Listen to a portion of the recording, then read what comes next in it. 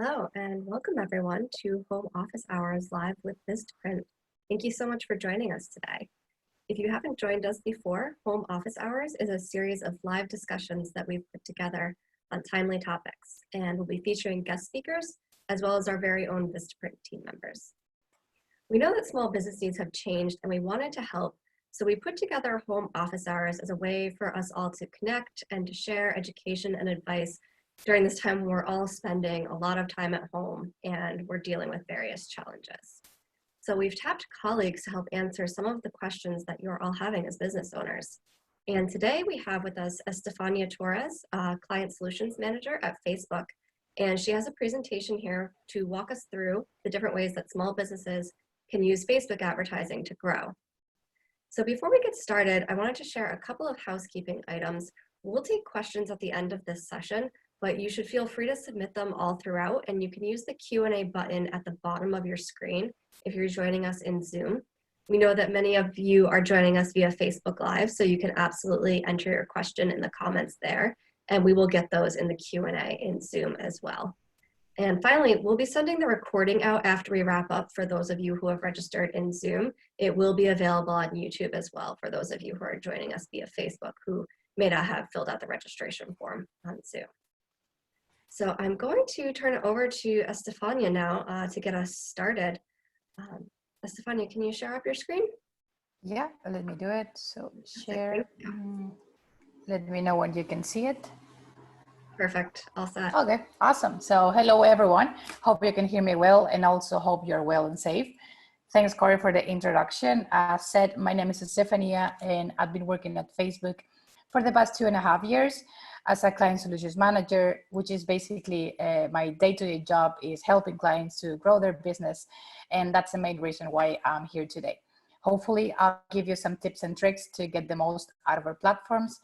So what we're gonna do today is that we're gonna walk through how you can find your most valuable consumers and how you can grow your business within our Facebook family of apps. And all of this basically starts understanding the people. So here. So there's no such a thing as a captive audience, if we can say it that way. And I think you will agree with me on this. So consumers have more choices on everything, from the content they consume to the products or the service they buy. If we take this concept a little bit down, we can say that we are creating and also consuming an enormous amount of content from the moment we wake up until the moment we go to bed. So take a look at what happens in a day. So we have more than 1 million people joining on social media platforms. We have also more than 6 billion internet searches, which is a lot. We have more than 100 million hours of Netflix and streaming. And of course, during the last weeks, it probably has tripled that number because we're on Netflix a lot. We also have more than 300 billion emails sent in a daily basis, which I think is an unbelievable number. So we can agree that's a lot. And with the new devices emerging and more people coming online for the first time, the amount of content we create and consume will accelerate even more. So the thing we need to do is make sure that we are ready for it and make sure we're adding value to that potential customer out there. To not only reach them properly, but also make sure that we gave a nice invitation to them to get to know our product and also get to know our service.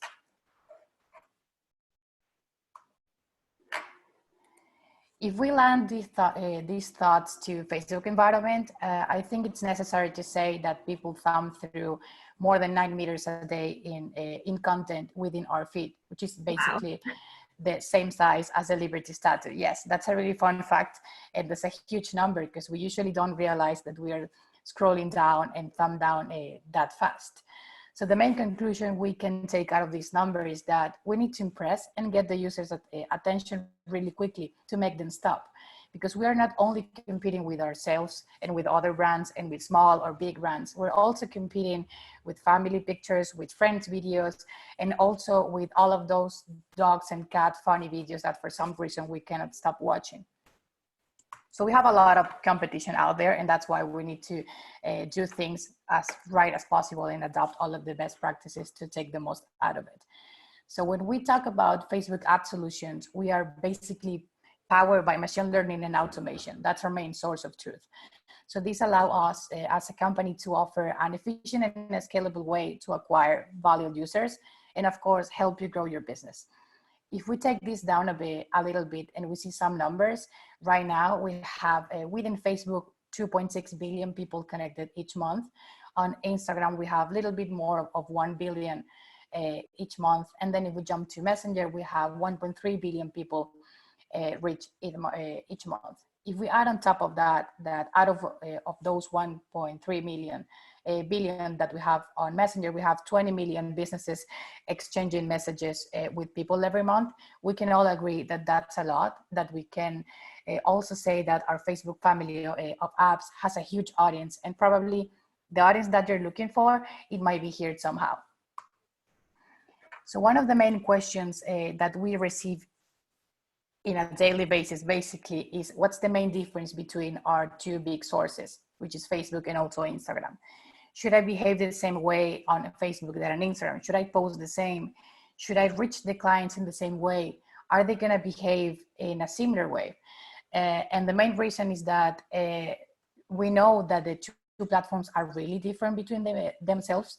So that's why I would like to just go through the main difference between one or the other, so you can take the clever choice when you want to approach your clients. So as a company, we're committed to building apps and services basically for three things: to connect, to discover, and also to share. At Facebook, in one side, our mission is to make the world more open and connected. At Instagram, in the other side, our mission is to bring people closer to the people and things they love. For both platforms, people are the center of the mission. And for small businesses like you, connecting your brand to the right people, that's our mission as well. So how are people using the platforms, and how can we help you identify the right source? So people come to Facebook to discover and share content that's very personal and relevant to them in their newsfeed overall. It's full of content from friends, it's full of content from family, but they also have a lot of content from brands that mean something to them, which is a bit different from Instagram. They come here to be visually inspired, and that's the main reason why everything is way prettier here than it is on Facebook. They come for daily inspiration and for the interest that they follow. So it differs to Facebook because half of the content that people see on Instagram feed right now is from people they don't know. So Facebook is about following your friends. Instagram is about following your interests and getting some inspiration. But for both, we need to make sure we are providing a good end-to-end experience to the client, to make sure that they get a good experience and that they can end up either buying our product or just get to know our brand. So what we're gonna go through today, it's basically three main points. And the first point, we're gonna be focusing on helping products find people no matter where they are in the journey, basically no matter if they know you already or if they don't know you and they're in the discovery phase. Then we're gonna go through a few of the products and solutions we have available right now for just to grow online sales and also offline sales. And then we're gonna end up having some creative tips and tricks that I think is gonna be really exciting to see that with low budget and with very low production, we can actually do greater things and just increase the value out there. So as said, we're gonna help you find, help your products find the right people and not the opposite way around, because we are really good at that. The main reason is that Facebook can pair the right products to the right people because we understand interest and behavior at massive scale. We have 2 billion people connected on Facebook right now, and they don't see the same content all over and over again. And you will agree on that. Every time you go to Facebook, you see a different feed. The main reason is that they receive a personal and very curated experience based on the interests and the behaviors they have. And same goes for Netflix, for Amazon, or for Spotify. Every time you go in, you see a different thing. And that's the value of it, and that's the beauty of it. So across Facebook family, and when I mean about family, I'm always speaking about not only Facebook, but also Instagram, Messenger, Audios that work, WhatsApp, and Oculus, and all of the apps that we have. You can also deliver these type of ads and help the client to get a very personalized experience, no matter where they are in the purchase journey, if they already know you or if they don't know you.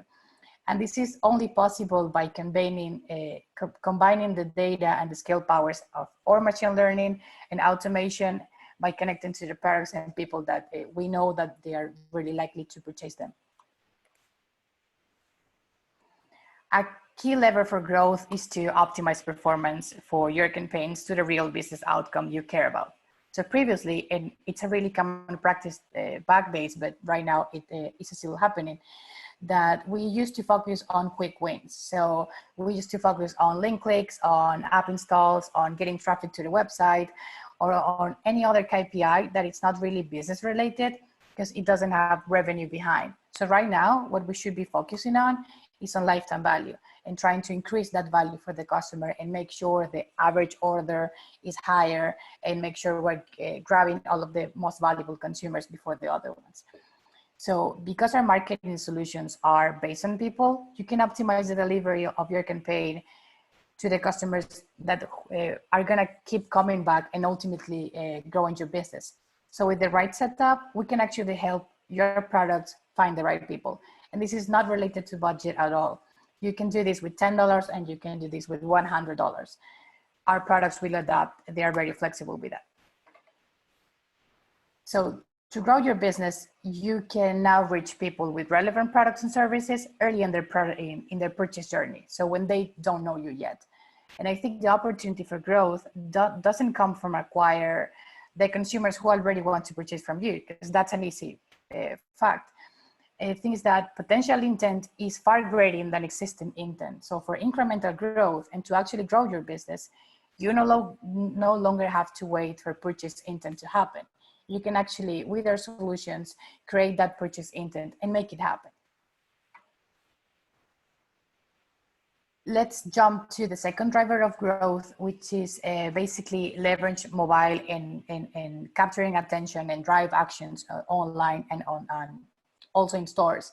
So it doesn't matter if you don't have a website, if you have a small shop, it would also apply. We also have offline solutions. And if you instead, you have an online shop, we have tons of products and solutions that can actually fit you and help you drive this kind of growth. So we know that people now expect a fast and what we call frictionless experience on mobile. That I know it sounds really complex, but it's basically trying to make the user experience, which ended up and starts seeing the ad and ended up buying your product, as easy as possible. People abandon the site if it doesn't load after 4 seconds. And this is really common. We usually don't get out there and make the test to see how fast our site is loading, assuming you have a website. And we don't want to lose all of those people that they might purchase. We're talking about 40% of them. So that's a lot. We also know that people say they would purchase more on mobile if it was easier to use. Sometimes the landing page loads, but then we don't find the product. The price is not easy to find. Then the checkout is really complicated to fill out. So what we need to make sure is that whatever your product is or your service is, we develop an end-to-end experience that allows users and potential customers to go easily through the process and have a frictionless experience overall. Our Facebook friction-free or end-to-end solutions, if you want to call it like that, are designing basically on 2 main things: is to drive sales online and also to drive sales offline. So what we know is that 1 over 3 people say they purchase an item from a local business based on an ad they saw on Facebook, for example. If we add on top of that, that 75% of Instagrammers right now take actions after being inspired by a post, we can all agree that this is actually a really good solution to leverage your growth. You just need to get to know all of the solutions that we have and the products and see which one suits you better, so you can actually take the most advantage of it. So we're going to take a deeper dive into our performance marketing solutions, but here, as you can see, we have few screenshots about just divided in 4 main blocks. The first one, we're going to be speaking about how to demand generation, which is basically how to get to know you and how to make sure that people get your brand. Then if we're focusing on acquisition, we might be focusing on getting leads, getting people to sign up for an offer, getting emails, getting phone numbers, or getting mobile app installs, or whatever it is. We also have solutions around that. And then you might be also be focusing on transaction. You want to sell your physical product, for example, or you want to sell your service. So we're going to also be checking at some examples on that field. So let's jump to the first one, which is basically how to generate demand with our products and services. This is going to be very focused on the discovery part, which is the upper funnel of the purchase intent. When someone they don't know you and you want to make sure that they remember your brand and they get to know you. So what we need to be and have in mind always is that make sure people are aware of who you are, but also they're aware of what you have to offer and what your benefits are and what your product is. So in this case, we have good solutions and really common and easy adapted, like for example, dynamic ads, which initially they were launched as a retargeting solution, but right now they have expanded to acquire the users and also to broader audiences. So this basically enables you to pair your product, so whatever you're selling, to people who haven't yet discovered them. You can also use video ads. You can also use carousel ads. You can even use an Instagram shopping or any other organic feature that you see available out there. So let's try to keep this concept down and see a case study with Big Keepers. This is a really cool brand that basically stays under the natural pharmacy and remedies business. They knew they needed to get out there, but not only to make their brand something recognizable, which is something that was needed at that time, but also to offer the potential client the opportunity to contact them, because they had a lot of questions around natural cosmetic and pharmacy overall. And they wanted to answer those common questions before they buy to make that conversion and that frictionless experience better. So this is why what they did was to implement a click to messenger campaign, and that was the right way to go. After presenting their product in this beautiful ad that you're going to see later in depth and all the benefits and that stuff, what they did is that when you see the ad, you will be able to click and open a conversation with the small business and then ask all of the questions that you had before going to the website and probably ended up purchasing. So with this strategy, they got almost 40% increase in sales and 4.5 times return in ad spend.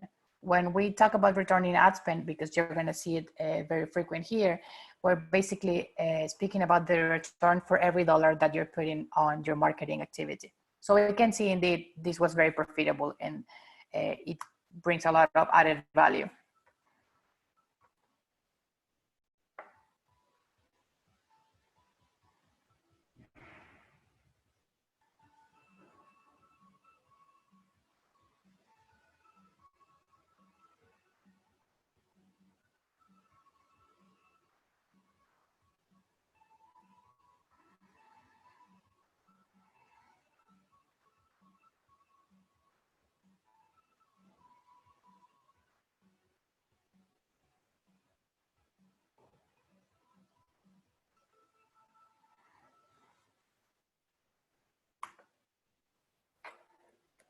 Say that with the demand generation, as commented at the beginning, we can also focus on acquired leads. So let's assume you have a newsletter, you have an offer, you are offering a service, and what you want is people to sign up.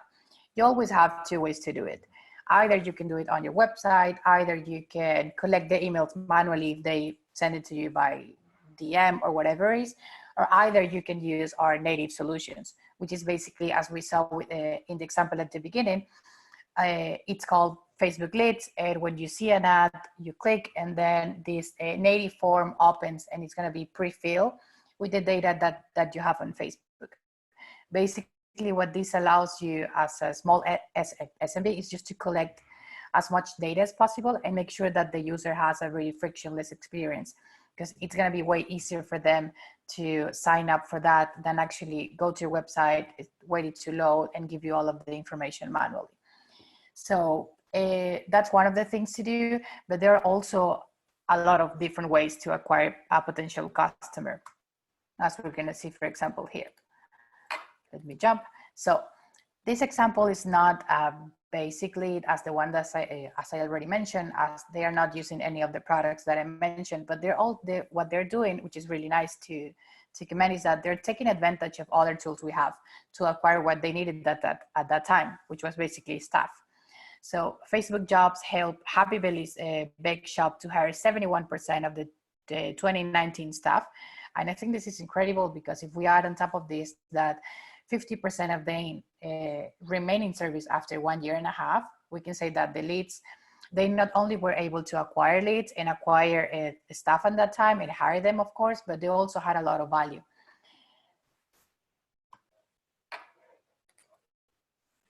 If we go to the third part, which was basically focusing on online sales. So let's assume you have an online store and you promote your product or your service there. So we already cover how to get your product or service out there and reach the potential customer within a discovery phase. But what if they already have interacted with your brand already? What if you want to reach people who have already interacted with your website? They saw a product, but they didn't buy, they added a cart, but they didn't purchase at the end. So driving sales starts with reaching people already interested in your products and services. Dynamic ads is also a really good product for this, because you can use it for retargeting. And it's basically designed to reach people who have shown some kind of purchase intent to your products or services. We can also, if we don't have a website, but we know there's some kind of interest and we want to drive sales online, we can also use Instagram shopping, and that will also leverage the product, and it will help you to grow a little bit on this field. So this is one of the common cases is use dynamic ads, for example, but there's also another way to reach potential customers and grow your sales. And that will be a marketplace that in US is actually way bigger than it is on EMEA or on LATAM. So we have really good numbers there. And I encourage you that if you have physical products, you go there and use it, because we have seen a really good results. So this is a really nice case study with Hairball Company. Basically what they wanted to do is to discover new ways to reach new customers, but without having to spend too much time and money managing any additional channel. Because we know that's a constraint. We are only one person and small business. We don't have a full staff. So we need to keep things simple. So what they did was to list their products on Facebook Marketplace. And over the time, even though they were getting really good numbers, and we're going to commend them later, what they noticed is that Facebook Marketplace was not only bringing new customers, but was also driving visibility of a variety of items that weren't getting enough visibility on their store. So items that weren't as popular on their digital storefront, they actually saw an incremental sales after a few months on Marketplace. So what we can see is that they were able to get 50% average increase in revenue, which is a really good number. They got 25% average increase in total sales, just using this as a new way to acquire new customers. And they also got 50% average increase in numbers of items purchases. And this is what's linked, what I just commented with the other products that weren't as popular as those. Basically, someone was buying something and then they were adding another product that usually wasn't that popular at that time. So the average order was a bit high. And what if you don't have a website, but you have a physical store instead? If you have a bakery shop or if you have a small shop in the neighborhood, then our offline solutions are the right way to go. The main one, it's called offline conversions. And it basically what allows you is to connect your offline data with whatever activity you're running online. So let's assume you have all the phone numbers or the emails or whatever information you have of all the people that are coming to your store. And you're also running some kind of marketing activity, but you don't know if that marketing activity is actually bringing those people to your store. So if you use offline conversions, you will be able to upload that information, and then we will be matching that people and letting you know, hey, from these people that actually went physically to your store and buy something, we can match them to the campaign that you were running last week. So you can actually measure and just complete the full funnel, and not only having online activity, but also having results offline. We can see this kind of combination of a strategy, for example, with Chickers and Rayleigh's. They are burger shop. So what they did, basically, they were only focusing on online activity, but of course you weren't able to buy a burger there. So what they did is to adopt our offline solutions to make sure that what they were doing online was actually getting impact offline. And when we measured that, we saw that there was a 10% increase in sales compared to the same day in the previous year. We also saw a 63% lower CPM than any other typical promotional campaign that they have run in the past. We got also 3 times higher engagement rate compared to any other campaign running at the same time. So overall, this is a really good solution and a really easy to implement if you are focusing on or if you have a store and also you want to run online activity. Also, we have store visits, which will allow you to run online activity and send people to the store. This is a more complex solution, but if you are willing to have a look in depth, I'm going to share a few external resources later. And it's also a really nice solution to make sure that you have also foot traffic to your physical store.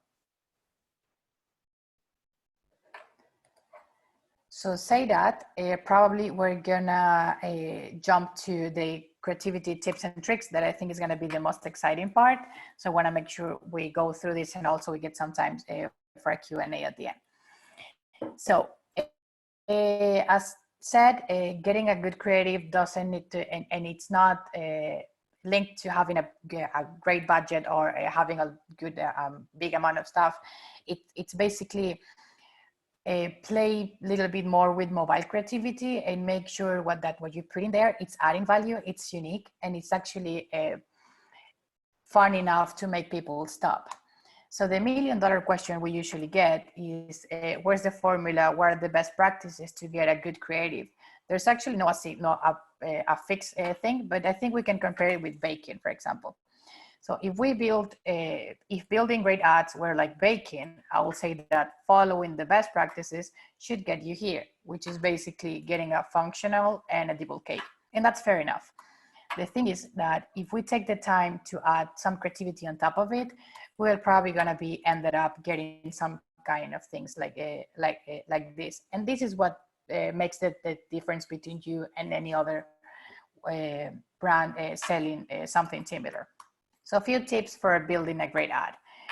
I tried to summarize all of this in only 6 principles that we think they need to be present not only in ads, but also on your any organic activity, on any other piece that you're gonna build. If you're putting some efforts on building something creatively speaking, you need to make sure you have at least the majority of this.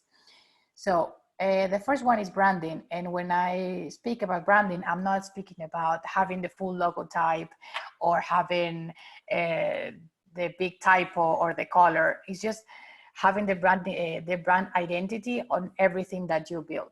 If you cannot put the logo because you think it's going to be too much, then the color is going to play a good part of it. If you can use the font, maybe it's the tone of voice you use with the clients, but just try to make sure that your identity is there, because what you want as a business is that, of course, that people get to know you and also they ended up buying. But if I cannot buy right now, or if I don't want to buy right now, I still remember you. And I can either tell a friend or either come back to your website later. But if I don't know how your brand looks like, it's going to be really hard for me to find you later. Then the second one will be time, and it's basically find the balance between the message and the time. We usually say that if you're going to put a video or an image, it needs to be as short as possible, but as long as needed.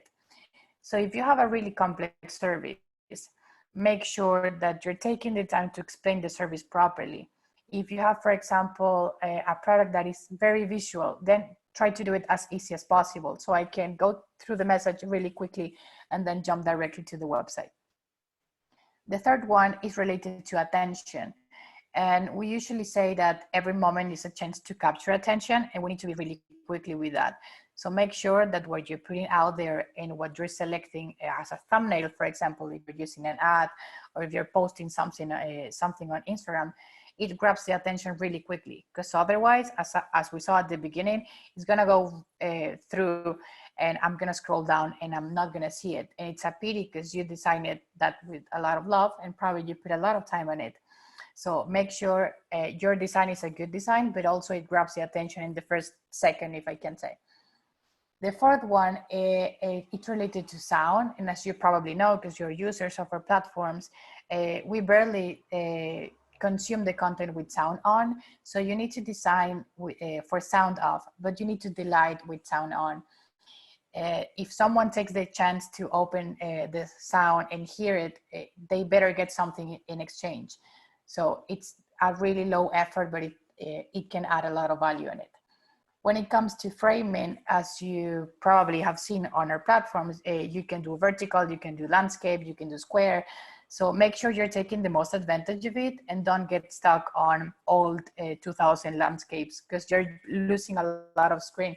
And if I'm gonna scroll down and I see a full vertical stuff or a full square one, then you're gonna be occupying more of that screen, and probably I will stop.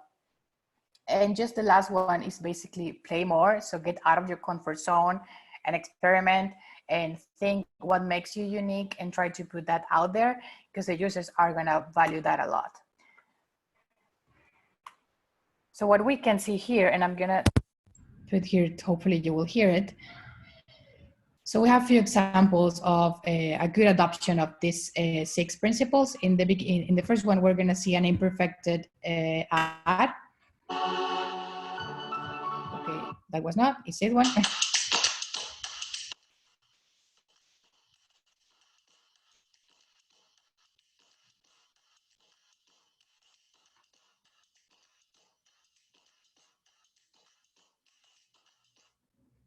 And what you saw here is that the brand was always present, the color was always present also. They didn't use a big production, they were just only use a clever shots of the product, and they show the benefit and what the product was in a really easy way. It was also a really short ad, it lasts less than 10 seconds, and it's a subscription service. So it needed to last a bit longer than a regular service because it needed to be explained. But I think it was really nice explained and beautifully done. If we see again the Beaker Keepers one,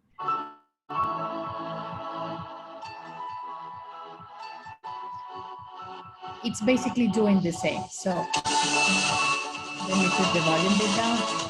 So they knew they have a complicated product. This was really new in the market. So they needed to explain it a bit more. And that's the main reason why they have a video. But what they did very cleverly is, for example, on this shot, is dividing the screen in two. That's not a thing you commonly see. So that's gonna grab your attention really quickly because it's a right way to use the framing and grab the attention of the user. If we see the last example, for example, Bombas, what they did, and really low production on this, because this is not even a video, this is on a slideshow with made with static images. They always put the color of the brand behind, and it was really product focused. So it doesn't matter if I spend 1 second or 15 seconds seeing the ad. For the first second, I know exactly what they're selling. So the message is really straightforward, and that's what's going to mark the difference between a good ad and then a bad ad. Let me jump. So where can you see more of these ads and get more inspiration and just ended up just getting more content? We actually have a platform called Creative Hub. You can Google it and then you can go. What's going to help you is to basically learn about the best ads of the week and then just be inspired. You can filter by format, you can filter by placement, and it will allow you to not only see big brands, but also see small brands and overall have a better perspective of what's out there and what should be doing. You can even build mockups, which is also a really nice way to test whatever you're going to put out there. Or it's out there. You can get preview on mobile. And if you want to know more about all of the things that I've been talking through this webinar, I encourage you to visit our Blueprint course. It's basically a really full course, but it has been split in modules. So if you want to focus in on app installs or getting people to your store, or improving your website, or even creative, you will be able to select the model that you will, and so you can get the information that you're looking for and only spend 15 or 20 minutes just getting these more in depth. And I think that's all from my side. I tried to squeeze it in 40 minutes so we could get some questions. Hopefully it has been interesting. So anything that you would like to ask, feel free to write it down so I can jump. Well, I'm gonna thank you stop so much. sharing. Yeah. I think this was super informative for how small businesses can advertise on social.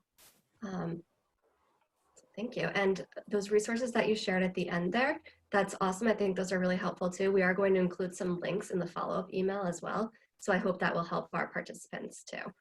Awesome. So we are going to do something a little different for the Q&A today. We're going to let Estefania take the questions. So I see that we have some in here already. So just to reiterate, if you are joining us on Zoom, you can go ahead and put your questions using the Q&A button at the bottom. If you're joining us on Facebook, just put your questions right in the comments there. We'll get those in the Q&A in Zoom too. So Estefania, if you check the Q&A button at the bottom of your screen, that should bring them up. Let me know. So I'm gonna start reading some, and hopefully I will address as many as possible. So the first one that I have here is, how can I know if ads are working? So if you're building an app within our UI, which you need to basically do it within Ads Manager, within the ad part when you're building it, and you see the preview, you're gonna see a little icon at the top that has an arrow, and that arrow will be able to send you the preview to your phone, so you can actually see if it's seen properly, and it's actually if it's working or not. If your question is more related to reading the metrics and that stuff, then within Ads Manager and also Ads Reporting, which is a really nice tool within that, you will be able to see the amount of clicks and all the KPIs that are performance related. And that should be able to just let you know if that ad specifically is working or not. Estefania, quick question there. To get into Ads Manager, do you have to have Facebook Business Manager? Yeah, well, there are two things. You cannot, I mean, you can go there directly without having it, but I encourage you to have one, because having a business manager is like having, I always compare it with a suitcase. So business manager is a suitcase, and then you have ads manager inside. You can only have ads manager, but then if you have the business manager, you will be able to do more things, like for example working with audiences. Let's assume you want to upload your customer database to do something with it. This is some things that will be better if you have a business manager in it. Let's assume you have different fan page because you have different markets, or this is something that only can be done if you have that suitcase. So the short answer is no, you don't need to have it, but I'd really encourage you to have one. Okay, thank you. Reading another one. So which bidding should I use? It will depend a lot on what you're looking for and what's the size of the business and the campaign that you're managing right now. But basically we have three types of biddings. The first one's called automatic bidding. The second one is automatic but with a cap. And the third one is called target cost. So if you're using an ad and you're facing this question, I will tell you that if you are focusing on volume, use the first one. If you're focusing on control, because you need to make sure you don't spend more than X amount, then try to use the target cost. And the one in the middle is going to play like a balance between those two. Another question. So how often should I update my ads? It will always depend on if they're working or not. I always say that if they're working, do not touch them, because we're gonna make sure we show those ads to the right people. If you see that you had one campaign that was performing really good and it has been slowing down during the days, then you can of course update the ads, but try to not do it too often. I'll say no more than once or twice a week. Another, where do Facebook ads appear? So basically they appear in whatever placement you're choosing. So you might, when you build an ad, you're gonna be able to either put automatic placement, which is gonna allow us to pick if we put the ad on Instagram, on Messenger, or on Facebook, for example, or you either can do it by yourself. and make sure that your ad is only going to appear on Instagram because that's the audience that you want to look for, then you can do it manually. Estefania, can I jump in there with a quick question? Yeah. You mentioned in one of your answers just now that if your ad is working, you leave it alone, don't touch it, don't update it too frequently. So how does someone know if their ad is working?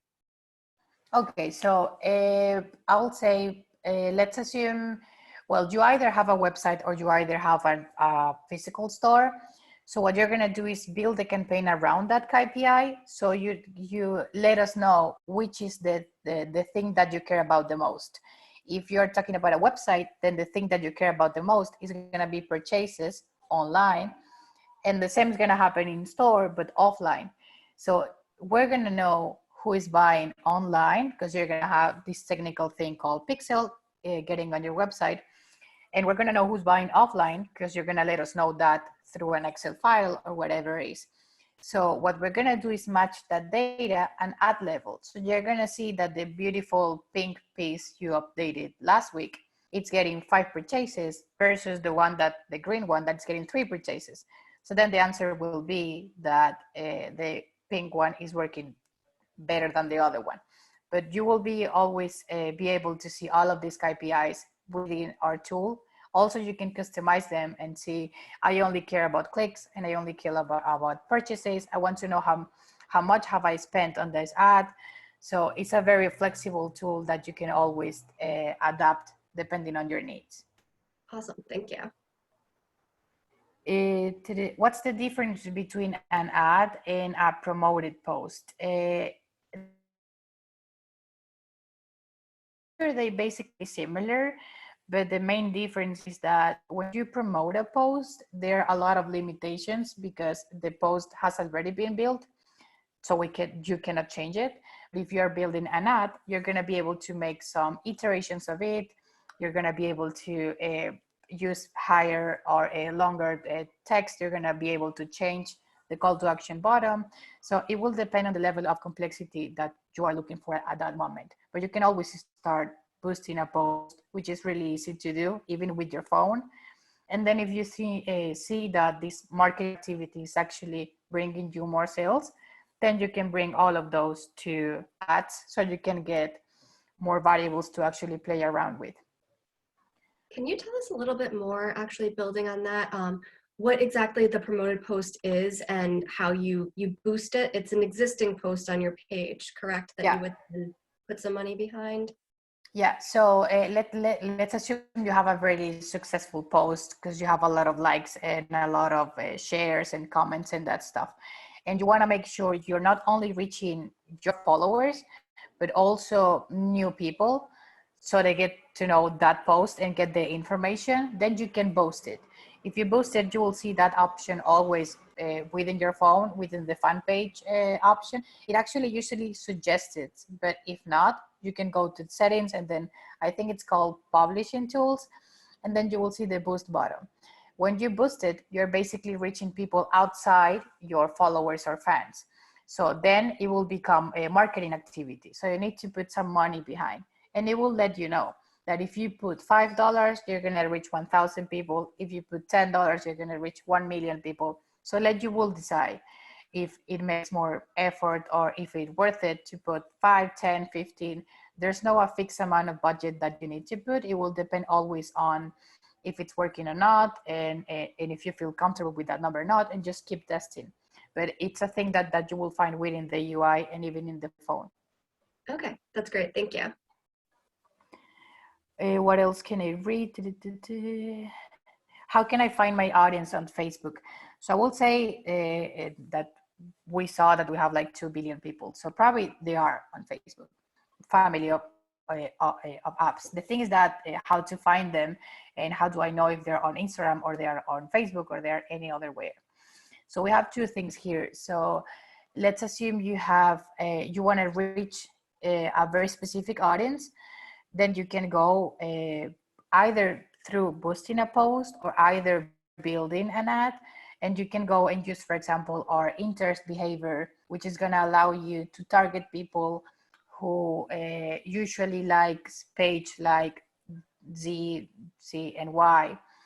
and that will narrow the audience. So you can make sure that it's going to resonate with your brand. You can also do that. It's called interest and behaviors.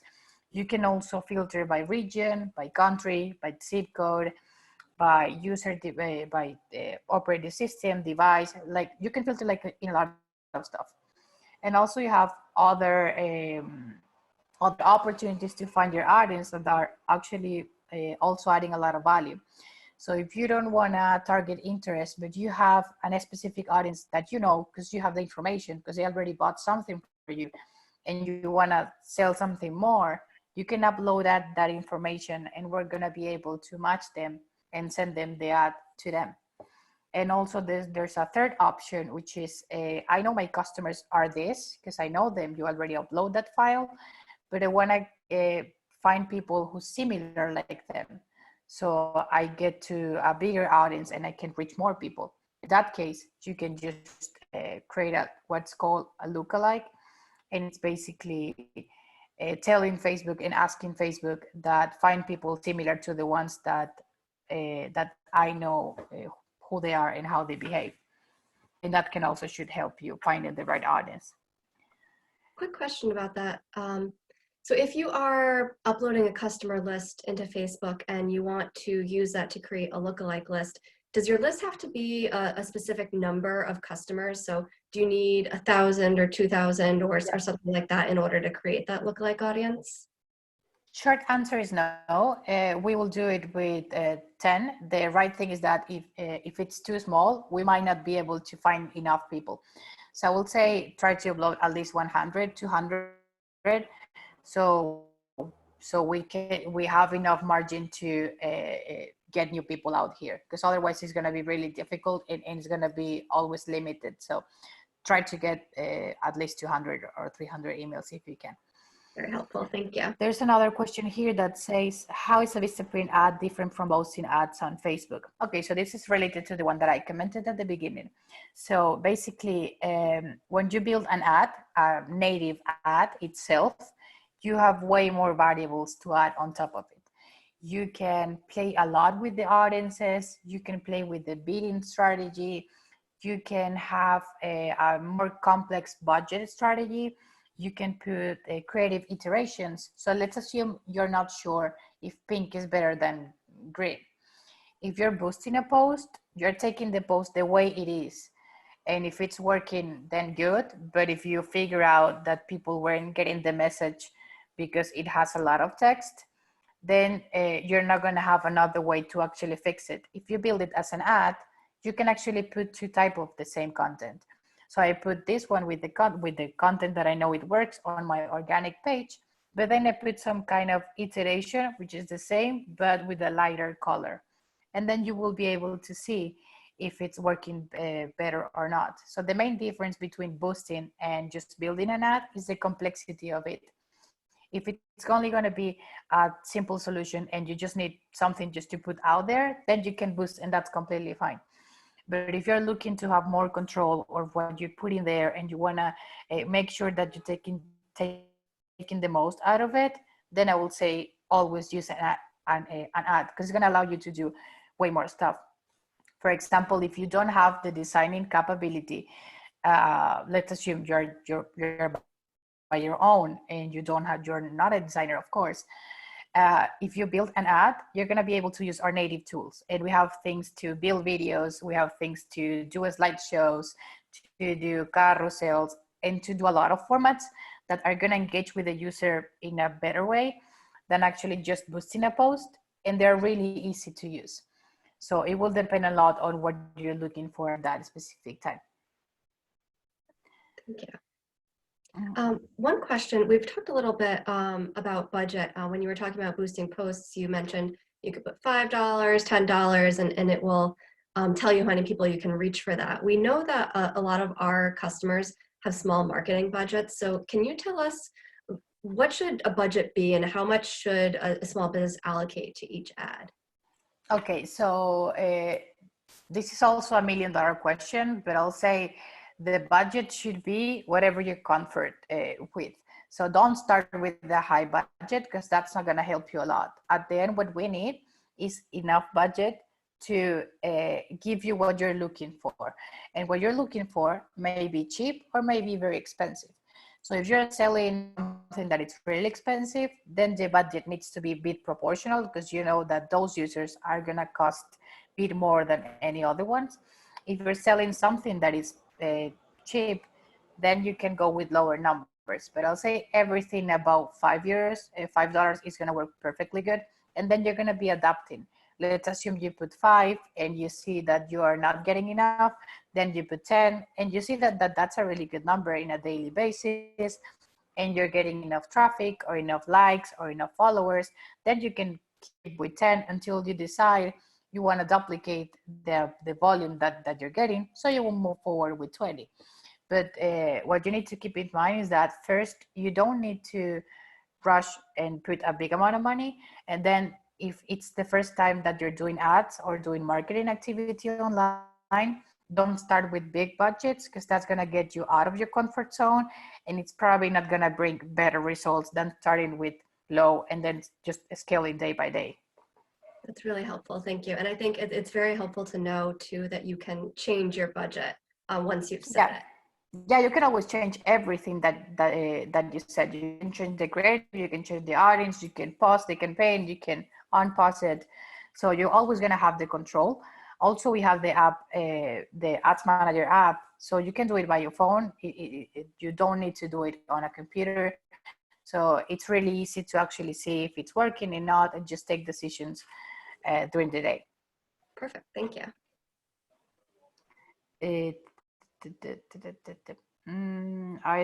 There's another one here that says, what type of ads should I run? So if you're gonna build an ad, you're gonna face with a lot of questions if it's your first time when you go to our Ads Manager tool.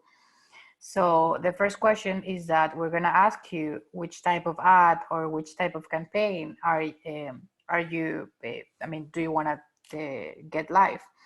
And you're gonna see a lot of different options. And my recommendation is always to ask yourself what you're looking for. Am I looking for users? Am I looking for people to buy my product? Am I looking for followers? Am I looking for people to ask me something on Messenger? And whatever you're asking yourself is gonna have a direct answer to the objective that you should be focusing on. We have things like video views. We have tons of things that are split in 3 buckets. The consideration, so for people who doesn't know your brand, then we have the transaction and the acquisition part for people who have interacted a little bit more. So always start asking yourself what you're looking for with that specific campaign, and then try to find the objective that suits better for that, to answer that. I think we don't have any other question. Okay. Well, we're actually right at about time. So I was going to see if we could take one more, if we had one more, but since we don't, I would love to ask you one last question. And that is, if you could leave our audience with one takeaway, what would that be? What thought that they should kind of walk away from this session with? The takeaway will be definitely try it. Get out of your comfort zone. It doesn't take too much effort. I can guarantee you that. It's really easy to grow your business. Just trying our interface and the products that we have. There are easy ways to do it, and there are also complex ways to do it. So start with the easy one, but you should be able to see really good results as the one we saw during the webinar, with really low amount of effort. That's going to help you at the end to grow your business and to get a better outcome out there. So definitely try it. Get out of the comfort zone, because it's totally worth it. All right, well, thank you. Thank you so much for being with us today. We really appreciate you taking the time. So we are going to wrap it up for today, but we're going to be hosting these discussions every Tuesday and Thursday on various topics. And we really want your help to make these as helpful and as valuable for you as possible. So there is a survey at the end. We'd really appreciate it if you fill that out. It's super quick, and we're really just looking to see how we can make these more helpful for you and what kind of topics that you want to hear. And you can also send any questions that you have or topic suggestions to homeofficehours@vistaprint.com. And follow us on Facebook, Twitter, LinkedIn, Instagram. Stay up to date on the episodes that are coming up. Next Tuesday, we're actually having a discussion about activating your online community, so you can tune back in then. Right, so Stefania, thank you once again for Thank being you with so much us. for your time. And thank you to the audience for your questions. And we'll talk with you soon. Thank you.